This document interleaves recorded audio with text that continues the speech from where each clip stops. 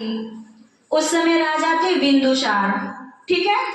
उनके मंत्री थे चाणक्य। एक पहले क्या होता था, अकाल बहुत पड़ते थे। अकाल समझ रहे हो, मतलब जो गेहूं अनाज जो रहता था वो बहुत ज्यादा पैदा नहीं होता था, खपत ज्यादा होती थी, क्योंकि पहले इतना ये जो खाद वाद है वो नहीं होता था। तो अकाल पड़ते थे। तो एक दिन राजा ने सारे अपने मंत्रियों को बुलाया और पूछा कि कोई ऐसा उपाय बताओ जिससे खाद्य की ये जो खाद्य का प्रॉब्लम है, इशू है, ये सॉल्व हो जाए। ऐसा क्या चीज है जो खाने में बहुत इजीली उपलब्ध हो जाता है। तो सारे मंत्री सब शांत थे। कुछ देर बाद एक सामंत बोला कि प्रभु, जो मांस है, मांस बिना मेहनत के मिल जाता है। अगर गेहूं उगाएंगे वो भी 2-3 महीने में होगा, चावल उगाएंगे वो भी 2-3 महीने में होगा। जो मांस होता है, सीधे जाओ, शिकार करो, किसी पशु पक्षी को मारो, खा लो, बहुत सस्ता उपलब्ध है।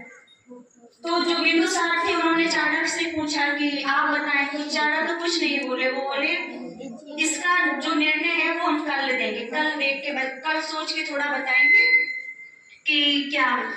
उसी रात चाणक्य उस सामंत के घर गए। उस सामंत के घर जाके उस सामंत से बोले कि रात को अचानक राजा की बहुत तबीयत खराब हो गई है और किसी बड़े आदमी का 2 तोला मांस चाहिए है।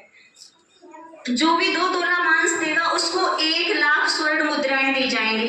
अब वो सामंत तो एकदम घबरा गया, गिड़गिड़ा के चाणक्य के चरणों में गिर गया कि आप ऐसा मत करें, ये किसी और से 2 तोला मांस ले ले जाके, हमारे बच्चे छोटे हैं, सबको मरने से डर लगता है। ऐसे एक एक करके जिसने जिसने मांस के लिए हाँ बोला था, चाणक्य सबके घर गए, लेकिन किसी ने अपना मांस देने को कोई तैयार नहीं हुआ। बदले में सबने, किसी ने 1 लाख स्वर्ण मुद्राएं, किसी ने 2 लाख स्वर्ण मुद्राएं दे दी। अगले दिन सभा फिर से एकत्र हुई। चाणक्य से उनका मत जानने का प्रयास किया गया। तो चाणक्य बोले कि प्रभु, मांस कैसे सस्ता हो सकता है। जितनी उन्होंने रात भर में स्वर्ण मुद्राएं इकट्ठा की थी वो सारी सामने रख दी कि इतनी सारी स्वर्ण मुद्राओं में वो लगभग 2 करोड़ हो चुकी थी, इतने में 2 तोला मांस नहीं मिला। तो मांस कैसे सस्ता हो सकता है। जो पशु पक्षी बोल नहीं सकते उनको हम क्यों मार के खाएं। तो इस कहानी से क्या शिक्षा मिल रही है।